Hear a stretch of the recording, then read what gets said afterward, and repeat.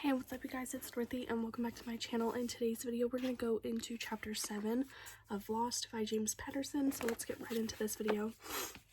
This video may contain sensitive topics and foul language. If you do not wish to continue, I suggest you click off the video now. You have been warned. I drove out of Miami slowly so the kids could get a decent look around. They marveled at the speeding, swerving cars, and I explained that in South Florida, hitting your brakes is considered a display of fear. It's best to avoid it. I mentioned a few historical facts so that the trip would be educational. For instance, I told them the city's name had come from the native word Miami, which meant big lake. No one cared, and that Al Capone had lived here in the 1930s. No one knew who Al Capone was. I grew up a little desperate and dredged up the legends of Blackbeard and the Jean Lafitte pirates, who, it was said, used to visit the area and hide treasure on the coastal islands in the mainland. Joseph said, Can we look for treasure? Maybe. It's not common to find anymore, but we can go to the beach and try.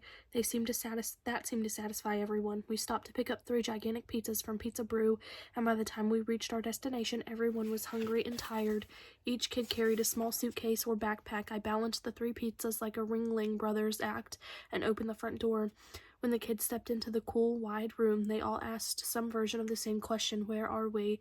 I still had some explaining to do. I've been avoiding phone calls from my FBI supervisor that I was sure were related to me taking the kids. He was a stickler for rules, and I was fairly certain the FBI had a rule about not kidnapping minors.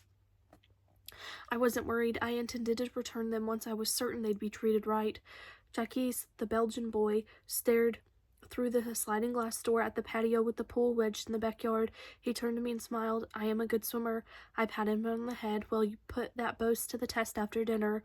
All of the children turned and looked at the hallway on the far side of the room.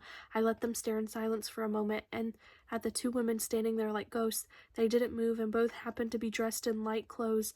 The effect was perfect. I wasn't sure how this would play out, but the time had come to see how good my decision-making abilities were. I cleared my throat, raised my voice slightly, and said, Hey guys, let me introduce you to some people. I waited as the children all gathered around me. This is my mother and my sister. You can call them Miss Moon and Lila. I turned to my mom and sister. Mom, Lila, this is Michelle from France, Olivia from Spain, Joseph from Poland, Anika from Finland, Moni from Kenya, and Jax from Belgium. They're going to be our guests tonight. My whole body tensed as I waited to hear what would come out of my mom's mouth. The longer the silence stretched, the worse I felt. Then a smile spread across my mother's face, and she said, It'll be so nice to have kids around the house for a change. I glanced at my sister, who just winked. The relief I felt was incredible. I knew I should have called first, but I've been afraid that if my Mom was having a bad day, I would have lost my nerve and changed my mind about breaking the kids out of the Department of Homeland Security. My mom looked at me and said, Thomas August Moon, this is the best surprise you could have brought me. My mom was the only one who ever used my middle name, August, and she did it only for emphasis. My little sister's middle name was June.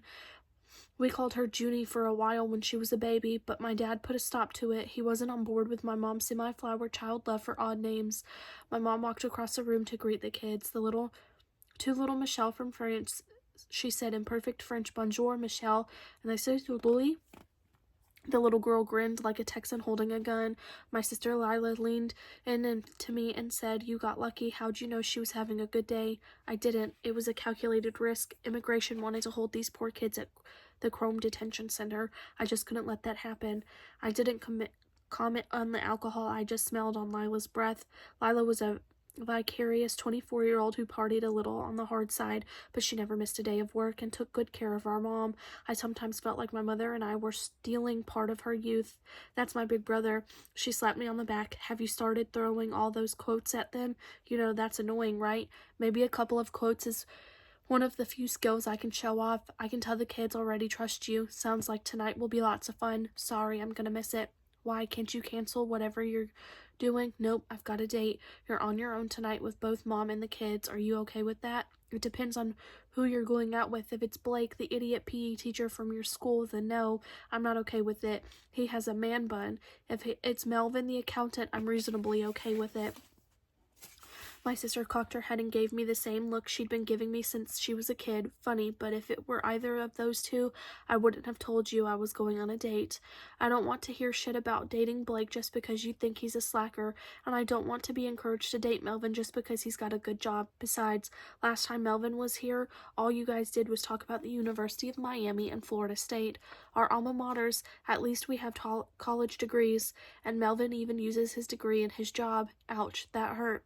Lila smiled and said, I think having the kids around will be good for Mom, at least for one night. Where'd they come from? I already told you, from all over the world. You're an ass. That's a word on the street. Hey, what did the doctor say this afternoon? Lila shrugged and brushed her light brown hair away from her pretty face. Nothing new. He gave me a little notebook to keep track of when Mom loses her grip on reality. He told me to cherish the day she's lucid, but big help, huh? He obviously didn't go to the University of Miami's med school. He probably went to Florida's. I looked over at my mother, who I loved so much and missed at the same time. She was talking with all the kids who gathered around her like she was giving away candy. I saw my mother smile, and suddenly all the problems I had today just faded away. That is the end of this chapter. I will see you guys in the next video. Bye.